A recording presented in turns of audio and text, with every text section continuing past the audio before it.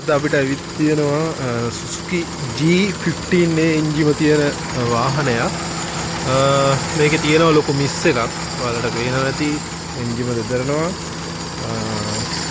මේකට හැබැයි කාබ්ලේටරයක් තියලා තියෙන්නේ පලන්තියක් ගහලා තියෙනවා.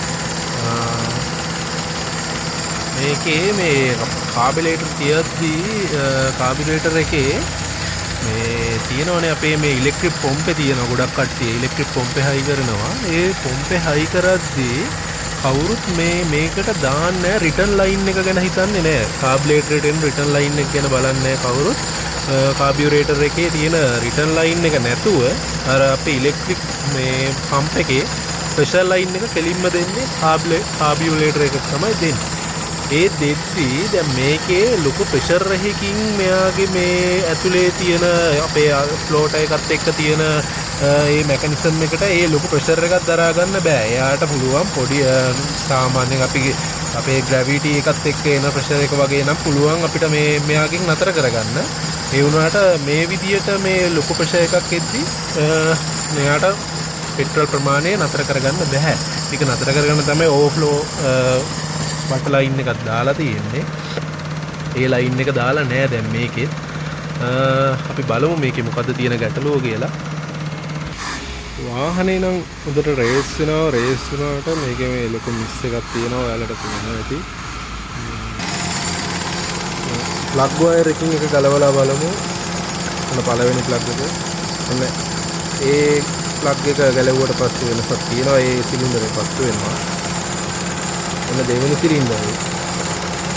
දෙවෙනි සිලින්ඩරේ ගැලවුවා කියලා ලොකු වෙනසක් වෙන්නේ නැහැ. ඒක පත්තු වෙන්නේම නැහැ.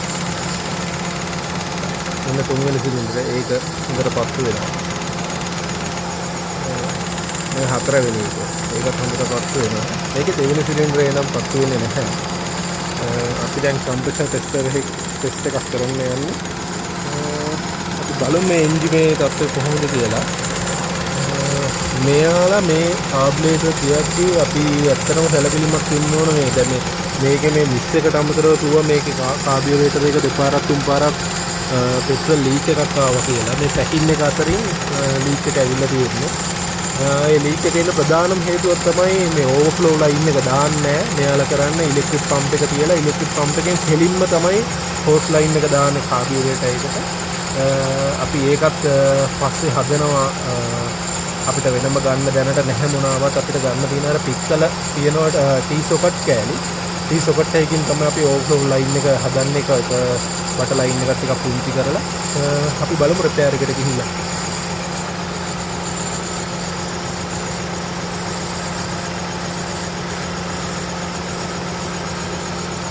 දැක්කද වෙනස? ඒ දෙවෙනි සිලින්ඩරේ පත්තු වෙන එක